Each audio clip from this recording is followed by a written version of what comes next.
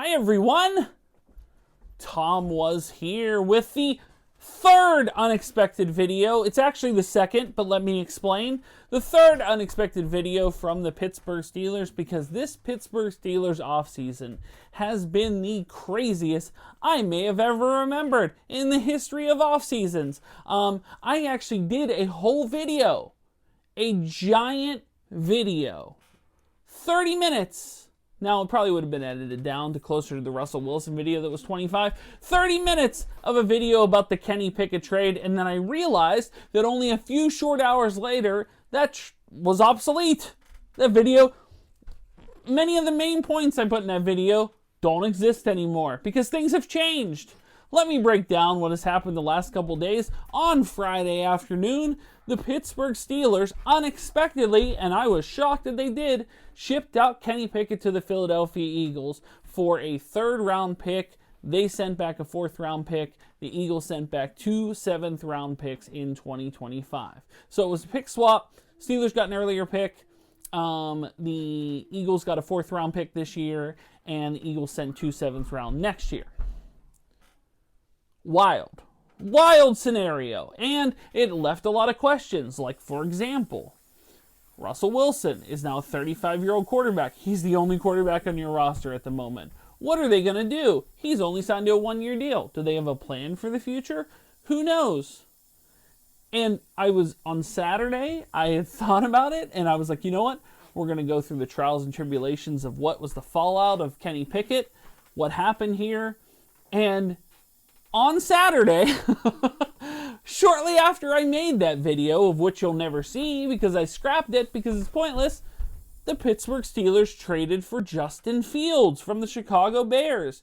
They traded a 6th-round pick next year that could be conditionally a 4th if Justin Fields plays 51% of the snaps. And barring injury, Justin Fields will not play 51% of the snaps. So it's a 6 next year. Keep in mind that Justin Fields, at the start of this offseason process, it was being ballyhooed around from Mel Kiper and the like that Justin Fields could be traded for potentially the 8th pick in the draft for Atlanta. You trade Justin Fields to Atlanta, you could get the 8th pick overall. The 8th pick in the 1st round, not a conditional 6th. Yet here we are. So, we are going to get into the fallout of Kenny Pickett, the trade for Justin Fields, and everything Pittsburgh Steelers on this absolutely wild offseason on Tom Was Here. Hey, I'm Patrick Fabian, and you're watching Tomwashere.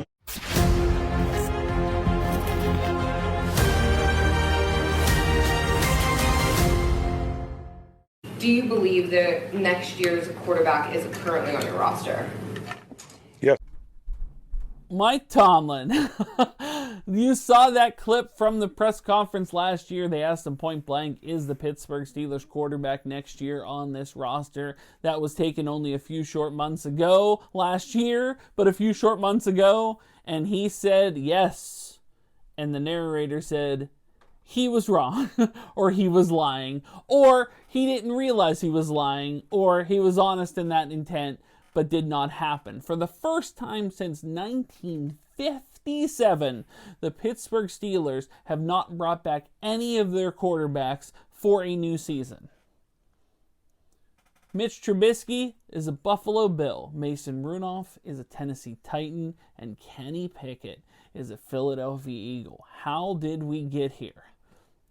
With Kenny Pickett, it's wild to me because I was there. I watched the draft live. I remember the excitement. I have a video that shows us live reacting in the moment to Kenny Pickett getting drafted. Feel free to watch it. Here's a quick clip. The Pittsburgh Steelers select Kenny Pickett. Oh no! Oh my God! Oh my God! Wow! Wow! That's who they had rated number one. That's the number one guy. Only a few later that weekend. So that was a Thursday because draft first rounds are on a Thursday. On that Saturday, only a couple years ago, I was at Acrisure Stadium, then Heinz Field, for Kenny Pickett being introduced to Steelers Nation. Let's check that out. Kenny Pickett.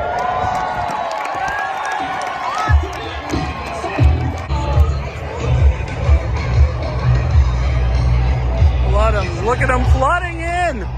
Look at them flooding in for Pickett.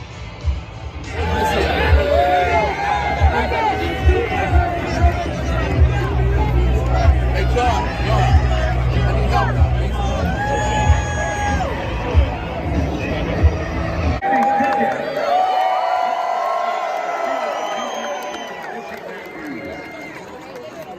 Larry, we can barely hear you. What is this reception like?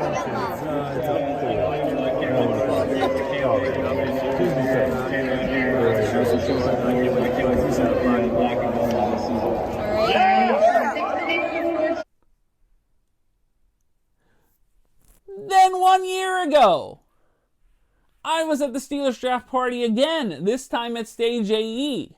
And check out this reaction.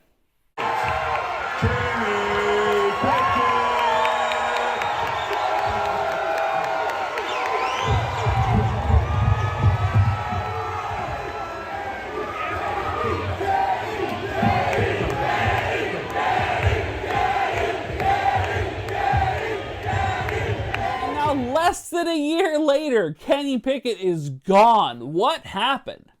What happened? Well, Kenny Pickett did not handle things very well this season. It started off so strong. In the offseason, he was working with receivers. He was putting in the time and effort. We thought maybe this is exactly what the Steelers thought it would be. Maybe he has the potential to be a rising star in this league. He's certainly putting forth the effort. His best foot forward here. It's something that, we think that, he showed flashes in his rookie season. There was the Immaculate Reception ceremony game where he showed a, potential to, win games. Now, it was against the Raiders, but Steelers have not had a great record against the Raiders. So, him winning against the Raiders was a sign of good things to come. He showed flashes. This 2023 preseason, the Atlanta Falcons, he threw 2 passes to George Pickens that I call dazzling. Nothing short of dazzling. Now, it was the preseason. There was not really any pressure coming from him, and he was able to sit back in the pocket and reel these bombs to Pickens. And we were like, man, oh man, this is a sign of things to come. Then the regular season started, and he had some moments, and he had some bad moments, and he had some worse moments. And they hung on to Matt Canada way too long. Way too long. And Matt Canada was terrible. And Kenny Pickett was probably a product of that Matt Canada system. And when it came down, or when they got rid of Matt Canada and they moved on to the thing, Kenny Pickett had his best game probably as a pro. And then he got injured the next week. And that was it for him. Why was that it for him? Because he didn't handle things very well. For example, this. Having the chance to step back and be on the sidelines and see the game from a different perspective, has it allowed you to see anything different, learn anything, and, take some lessons from it? No. That's right. I mentioned it in the Russell Wilson video. I'm mentioning it here. There's a million ways. I am not a football player. I have watched football for 40 years, and I have heard this question, or many questions like it, be answered by professional, polished football players who can answer a question without answering a question. Case in point, Russell Wilson in this press conference. When they grilled him, were you promised the job? Or you promised that you were going to be the starter? Response, I'm just trying to be the best player I can be. Is that an answer to those questions? Not really. But it's adjacent. It's a polished no answer. Kenny Pickett could have given a polished no answer, But when they said, instead of that, he said, "Did you learn anything?" He said, "No. No. Definitively no. 2 no's. Not great." And that was the beginning of the end. Now, you can say, because there's conflicting reports here on what happened to Kenny. Conflicting reports say that Kenny was told that there would be competition between him and Russell Wilson. The other report says Kenny Pickett wasn't informed of Russell Wilson signing at all. And then, after he found out about Russell Wilson signing, he was told that Russell Wilson's the guy. Russell Wilson's getting the keys. Which I'm sure if you're Kenny Pickett, you're a little bit frustrated. But to a competitor, to someone that wants to compete for a job, you're like, all right, I'll take on all challengers. I'm ready to go. Kenny didn't do that. Kenny canceled a workout with his receivers. Kenny's disgruntled. He's a little bitter. He may have been fed a bill of goods by the Pittsburgh Steelers. But as a competitor, as someone who's going out there and, let me show you what I can do. Maybe I can beat out Russell Wilson for the job. Maybe I'm better than him. Even if he didn't think it, maybe he was willing to try. Kenny didn't do that. Kenny unfortunately took his ball and he went home. He demanded a trade. And he was traded. And now he's in a situation where he's a backup to a guy that the Eagles just paid hundreds of millions of dollars. Do you think he's going to get a chance to start now? Absolutely not. Barring injury, he's not. And what we know from Jalen Hurts is that Hurts didn't leave the game for nothing last season, even when he was hurt. So, what are you going to do about that? Well, I guess you're backup either way. You could have been a backup here. You chose to be a backup somewhere else. And I was rooting for Kenny. I was rooting for Kenny. What am I supposed to do with this now? Where's the Steelers jersey exchange? Didn't Cleveland do a jersey exchange for, was it Baker Mayfield? Didn't they do an exchange for Mayfield when they left him out early? What am I supposed to do with this? I met Kenny. I shook his tiny hand. I wasn't terrified. It wasn't like an abnormality. It felt like a regular hand. I wanted him to succeed. And unfortunately, he let me down. Even if you were lied to by the Steelers. This is, what's the NFL stand for? Not for long, bud. Not for long. And you had the chance to compete with a 35-year-old quarterback on a 1-year deal who's coming off 3 bad seasons. You could have competed with him. You potentially could have eventually taken over the reins again. Even if it was a year later, you could have taken over those reins again. But he felt lied to. He felt betrayed. And in this 1 year, Kenny went from the hype, the local, Pitt, even though he's not local, but the Pitt kid that's going to come in, dispel the fact that the Steelers passed up on Dan Marino all those years ago, really is the only reason why he was drafted, and he's going to be the one to take them the next level, to take them the next 20 years. No, he's gone now. He's a Philadelphia Eagle. And there was a few day or so, a full day, where the Steelers only had one QB in the cupboard, and it was 35-year-old Russell Wilson on a 1-year min deal. That was a little terrifying. Then, somehow, after I'll be honest, I heard the rumors.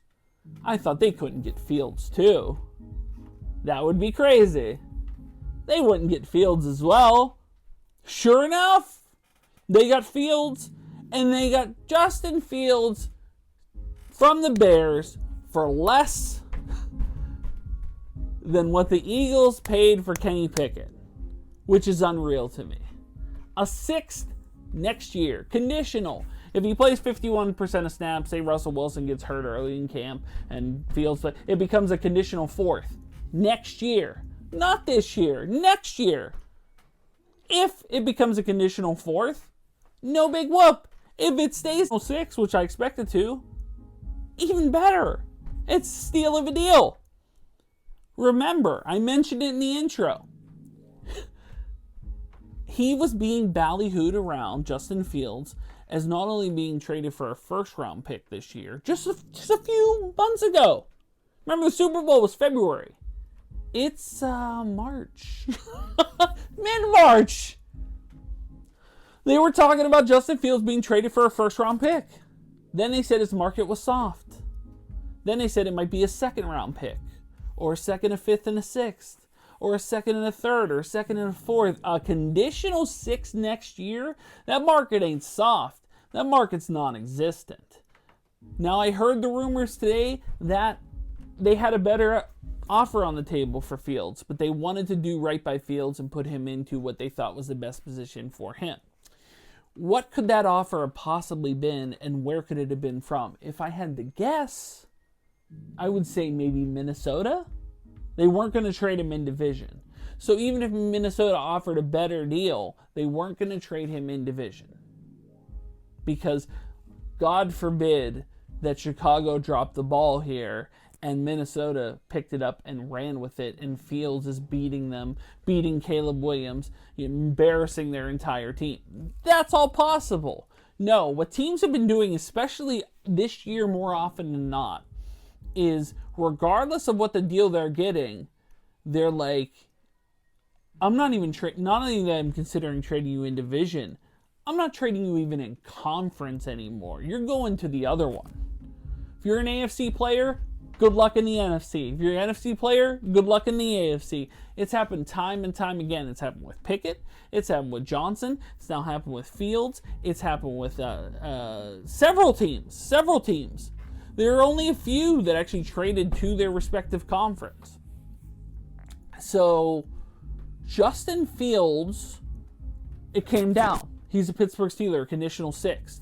There's a lot of questions there. First one is, similar to Kenny, is this going to be an open competition? Right out of the gate, there's a tweet from someone, Breer, Ian Rappaport, one of those guys, who said Justin Fields was informed that he's going to be the backup.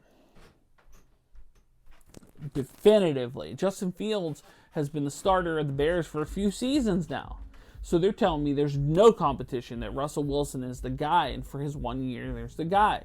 Yes, this leaves a lot of questions, like, for example, okay, so Russell Wilson is the guy. If Russell Wilson plays well, I have no doubt they'll work out a contract that'll probably have Russell Wilson, dare I say it, retire as a Pittsburgh Steeler.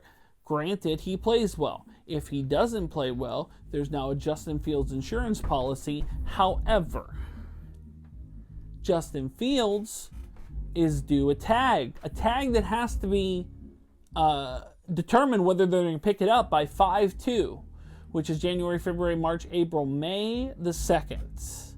It's March now. So they have about a month, roughly, a little 2 months, to determine whether they're going to pick up Justin Fields' tag for the tune of $25 million. Now, I know he was a first-round pick, and a middle first-round pick. I legitimately thought the tag would be somewhere in the neighborhood of like 11 to 14, 25 million. They're probably not picking that up. If they're not picking that up, why did they trade Justin Fields to the Steelers? It's an interesting question. And I think I have an idea what the answer will be, and I don't know whether he'd do this or not. Are we to believe that the Pittsburgh Steelers, depending on how this goes, are going to pay Russell Wilson and let Justin Fields walk after 1 year? Even though he's the younger player of the two, is that something that could potentially happen? At the moment, yes.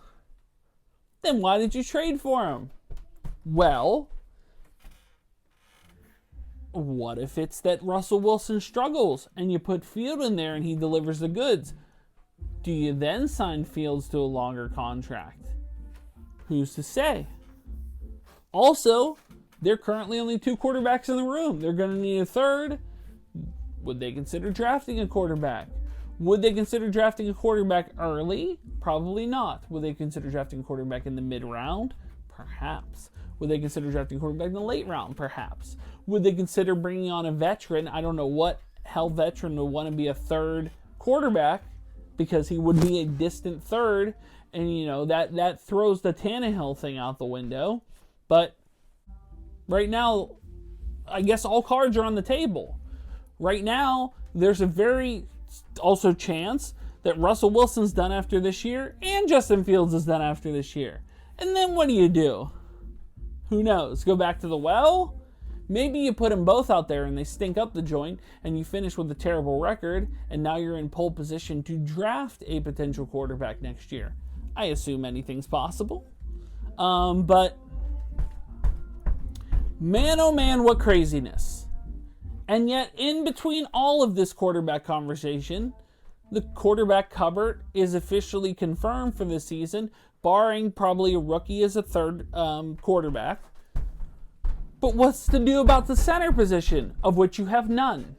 What's to do about the tackle position, or the guard position, where you're potentially lacking depth, or a starter? The rumor going into, a lot of the mock drafts and stuff like that was Mims from Georgia to, be the other bookend with Broderick Jones. It'd be a Georgia tackle contingent, where one would man the left and one would man the right. Can they still do that if they don't have a center? Maybe not. There's not too many quality centers in this draft. Also, you're still in a situation where the wide receiver cupboard is bare. No 2, no 3, as I stand currently. Van Jefferson is not either of those things. There's rumors of Tyler Boyd. Tyler Boyd, I think, is a 3. I don't know if I'd necessarily put him as a 2. So you're still going to need a 2. There's a lot of receivers out there still. There's also a lot of safeties out there. Now, you got the Elliott, but is that, then they seem to think that he's the guy and the starter, and I've seen him and he's a hitter. But there's so many safeties out there. Do you grab another safety? What about corner? You have some corner depth holes to fill. You have a few other things to shore up. I'd say D-tackle. They re-signed Montravius Adams. I don't know if I would have necessarily done that. I would have won a standard, better run stuffer, nose tackle. I think you were still looking for that Casey Hampton type. I don't know if it's necessarily Montravius Adams. In fact, I know it's not Montravius Adams. So it would be cool to see them address that in the draft or potentially free agency. But I'm willing to see how it goes, because Omar Khan is wild. He is doing anti-Steeler things. In fact, he's doing the stuff that I do on Madden. I'm a wheeler dealer on the Madden video game. I'm the one that's dealing. I'm the one that's making wild trades and trying to get it to all work. And I appreciate Omar Khan's cut from the same cloth, that he's willing to do these crazy, outlandish moves, and I'm here for it. I am here for it. So, what to do now? Well, we'll see how the rest of this goes. I assume there's going to be a few other deals to be made this offseason prior to the draft. I do think they are going to add a receiver. I wouldn't be shocked if they added a corner. I wouldn't be shocked if they added a center, if there's any centers left. I wouldn't even be shocked if they added a tackle. They have a few need positions that have to be addressed. I think if they don't get the players they want to get in the draft, that they'll go out and get who they can get. But this Pittsburgh Steelers team, talk of the NFL at the moment. And last thing I'll address here. Do you remember when Colin Cowherd, that turd, Colin Cowherd had some random former scout from a team who said he's talked with several GMs and they don't put a trusting thought into the Steelers because of Omar Khan. He doesn't have the same consistency as Kevin Colbert did, so there's like a questionable thing. Do you remember that story way long ago? How does that guy look now? How does Colin Cowherd look now? When this dude comes out, gets Russell Wilson for the min, of which he got him for the min, and keep in mind, Drew Lock's making like $5 million, and Mariota's making $6 million, and you got a Super Bowl winning quarterback for the min. Then you go back and you get Justin Fields for a conditional 6th. Not a 1st, not a 2nd, not a 3rd, a conditional 6th next year. Omar Khan is that guy. Omar Khan is a 30 for 30 special waiting to happen. The con man. The con artist. What if I told you that the Pittsburgh Steelers acquired Justin Fields for a cheaper price than the Eagles acquired Kenny Pickett? I'd watch it right now. I've set my DVR to tape it. I'm looking forward to it. He is filthy right now, and currently he can do no wrong. Now, on a long enough timeline, that's subject to change, but so far, so good. Are there holes to be filled? Yes. I'm waiting to see what they do. But let me know your thoughts on the Pittsburgh Steelers. Were you a Kenny Pickett loyalist? Were you one of these people that was devastated when they traded Kenny Pickett? Or did you realize that kind of Kenny Pickett had a situation where he wasn't really consistent enough, and the Steelers did something the Steelers never normally do? They cut bait and run. Are you for that decision? Are you against that decision? How do you feel about Justin Fields? Are you concerned about the fifth-year option and the potential price of $25.2 million that's going to cost? Do you think the Steelers are going to pick up the option? I personally don't. I think they'll figure out a way to sign some sort of long-term deal, or at least a few years. But it would be odd to me if they signed Fields before they signed Wilson. So maybe they sign them both, kind of. Wouldn't that be strange? I don't know. I don't know what they're going to do. But I'm not the con artist. I am not Omar Khan. He knows far better than I do in this regard. And unlike Kevin Colbert, who had very bland, very generic, very black and white potato chip bag moves, Omar Khan is doing wild stuff. He's doing, hey, you're either with us or you're against us. And, with Deontay Johnson and Kenny Pickett, no less, man, that's like the lead character getting killed. It's something like, whoa, I didn't see that coming. And then you see Fields, you're like, whoa, I didn't see that coming either. And we can speculate all we want, but man, he's just going wild right now. And understandably so. Tomlin wants to win a playoff game. He's got he's run into a situation where he's, losing all these playoff games every year. The pressure's certainly on him to compete. The pressure's certainly on him to win, to get closer to the Super Bowl, to potentially get into another Super Bowl. I know that pressure's there. You can only have so many non-losing seasons without actually winning a playoff game, before people get antsy, before people get upset. But don't say the Steelers aren't trying, because they're certainly trying. And this proves it. But that'll wrap it up. Justin Fields is a Steeler. Russell Wilson's a Steeler. Kenny Pickett's not. Mason Rudolph's not. Mitch Trubisky's not. It's been a wild offseason. Guys, thanks so much for watching. If you are new here, make sure to like, share, and subscribe. Like, support me on Patreon, like John Bailey, like Brett Persing, like Faye N. You can do so. Link is in the description below. If you'd like to buy a t-shirt, a Tomwashere t-shirt, you can do so at Spreadshirt, as well as links to my eBay store, Facebook page, Instagram, TikTok, and the Pennsylvania Autograph Collectors Association. Links are in the description below.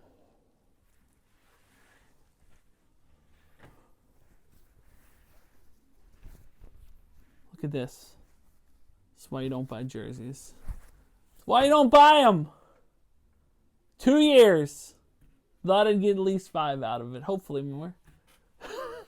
Guys, thanks so much for watching. And until the next Steelers video, or the next video in general, I will see you soon.